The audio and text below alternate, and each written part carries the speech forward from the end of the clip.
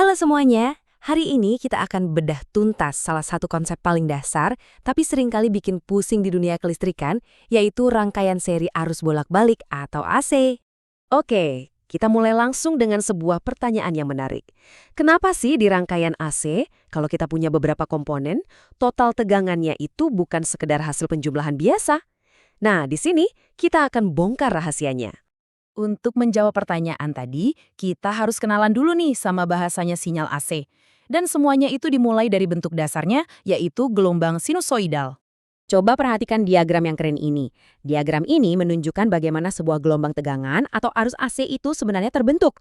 Bayangin ada sebuah vektor yang berputar terus-menerus. Vektor berputar inilah yang kita sebut sebagai phasor. Proyeksi vertikal dari ujung vektor itu setiap saat akan menghasilkan gelombang sinus yang mulus seperti yang kita lihat di layar osiloskop. Keren kan? Oke, ada 5 parameter kunci yang kita pakai untuk menggambarkan sinyal AC. Ada amplitudo, ini nilai puncaknya. Lalu yang penting banget ada nilai RMS atau nilai efektif, yang setara dengan nilai DC untuk urusan daya. Terus ada frekuensi, periode, dan terakhir frekuensi sudut atau omega, yang intinya ngasih tahu seberapa cepat fasor kita berputar. Pahami kelima ini dan kita siap melangkah lebih jauh. Nah, sekarang ayo kita kenalan sama 3 pemain utama dalam sirkuit AC. Dan kita lihat gimana perilaku masing-masing komponen ini bisa beda-beda. Yang pertama, resistor. Anggap aja dia ini sebagai patokan kita, titik referensi untuk memahami perilaku komponen lain di rangkaian AC. Gampangnya begini, di resistor murni, gelombang tegangan dan arusnya itu sinkron banget. Puncaknya bareng, lembahnya bareng, semuanya seirama. Makanya kita sebut mereka sefasa. Selanjutnya ada induktor. Induktor ini kan pada dasarnya kumparan kawat. Sifat alaminya adalah dia nggak suka sama perubahan arus. Nah, perlawanan terhadap perubahan inilah yang nantinya akan menciptakan pergeseran fase antara tegangan dan arus. Ini dia, poin yang sangat krusial. Pada induktor, puncak tegangan itu datang 90 derajat atau seperempat siklus lebih dulu daripada puncak arus. Jadi, tegangannya memimpin, arusnya mengikuti. Dan yang terakhir, kita punya kapasitor. Dia menyimpan energi dalam bentuk medan listrik, dan perilakunya ini justru kebalikan total dari si induktor. Nah, pada kapasitor yang terjadi adalah kebalikannya. Arusnya yang justru mencapai puncak 90 derajat lebih dulu daripada tegangan.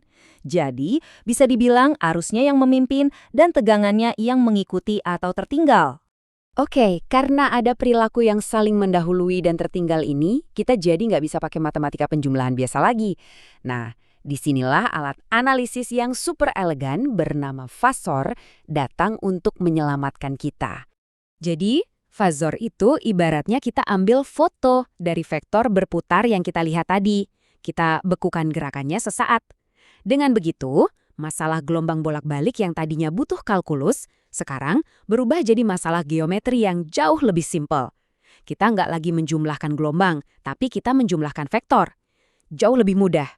Nah, di sini kita bisa lihat keajaiban fasor. Kita pakai arus I sebagai acuan di sumbu horizontal.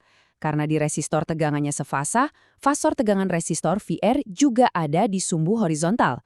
Terus, karena di induktor tegangannya mendahului 90 derajat, fasor tegangan induktor VL menunjuk lurus ke atas. Jadi tegangan totalnya bukan lagi penjumlahan biasa, tapi penjumlahan vektor dari VR dan VL yang bisa kita cari pakai rumus Pitagoras. Oke, sekarang kita gabungkan ketiga komponen tadi dan kita coba analisis rangkaian RLC seri yang komplit menggunakan fasor. Dan gambar ini benar-benar merangkum semuanya. Lihat deh, fasor itu mengubah interaksi yang kelihatannya rumit di antara tiga komponen menjadi sebuah diagram geometri yang jauh lebih jelas dan gampang dipecarkan. Perhatikan gimana fasor VL yang ke atas dan VC yang ke bawah itu saling berlawanan. Ini yang membuat perhitungannya jadi sangat intuitif. Persamaan ini adalah jantung dari analisis rangkaian AC. Z ini adalah impedansi, atau bisa dibilang perlawanan total terhadap arus AC. Impedansi punya dua bagian. Bagian nyata, yaitu resistansi R, dan bagian imajiner yang diwakili oleh huruf J. Nah, J ini bukan sekedar huruf, ini adalah cara matematika untuk bilang ada pergeseran fasa 90 derajat. Bagian imajiner ini adalah selisih antara reaktansi induktif XL dan reaktansi kapasitif XC. Anggap saja ini adalah resep atau peta jalan buat menyelesaikan rangkaian AC seri manapun. Langkah 1, hitung dulu reaktansi XL dan XC. Langkah 2, gabungkan R dan total reaktansi untuk dapat impedansi total Z. Langkah 3, pakai hukum Ohm versi AC, yaitu I sama dengan V dibagi Z, untuk cari arusnya. Langkah 4, terakhir cari sudut fasanya, yang bakal ngasih tahu kita sifat rangkaiannya secara keseluruhan. Segitiga ini adalah cara kita memvisualisasikan persamaan impedansi tadi. Sisi sampingnya itu resistansi R. Sisi depannya itu reaktansi total X, yaitu selisih XL dan XC. Dan sisi miringnya itu adalah besar impedansi total Z. Pakai Pitagoras, kita bisa langsung lihat kalau mutlak Z sama dengan akar dari R kuadrat ditambah X kuadrat. Ini benar-benar alat bantu visual yang sangat berguna.